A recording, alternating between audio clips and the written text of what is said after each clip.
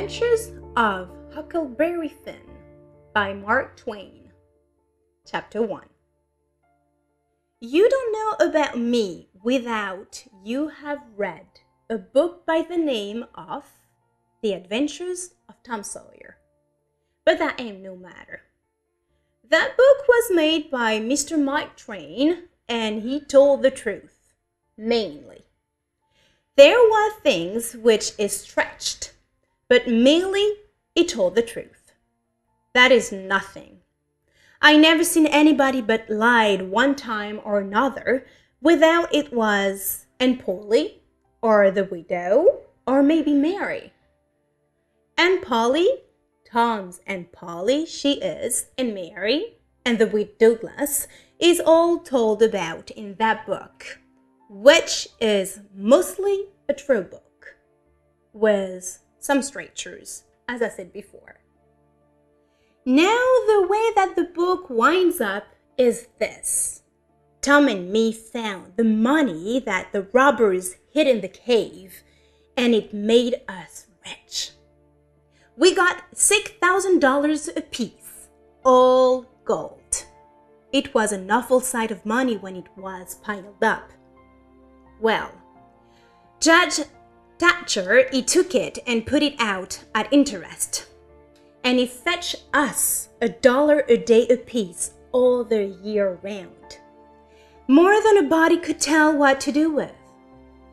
The widow Douglas, she took me for her son, and allowed she would civilize me. But it was rough, living in the house all the time, considering how dismal, regular, and decent the widow was in all her ways.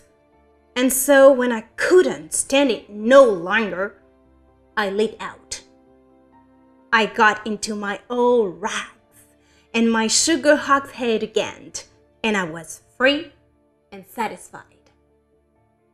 But Tom Sawyer, he hunted me up and said he was going to start a band of robbers. And I might join, if I would go back to the widow and be respectable. So I went back. The widow, she cried over me and called me a poor lost lamb, and she called me a lot of other names too. But she never meant no harm by it. She put me in them new clothes again, and I couldn't do nothing but sweat and feel all crumped up. Well, then, the old thing commenced again. The window rang a bell for supper, and you had to come to time. When you got to the table, you couldn't go right to eating, but you had to wait for the widow to tug down her head and grumble a little over the victuals, though there weren't really anything the matter with them. That is, nothing, only everything was cooked by itself. In a barrel of odds and ends, it's different. Things get mixed up and the juice kind of swaps around, and then things go better.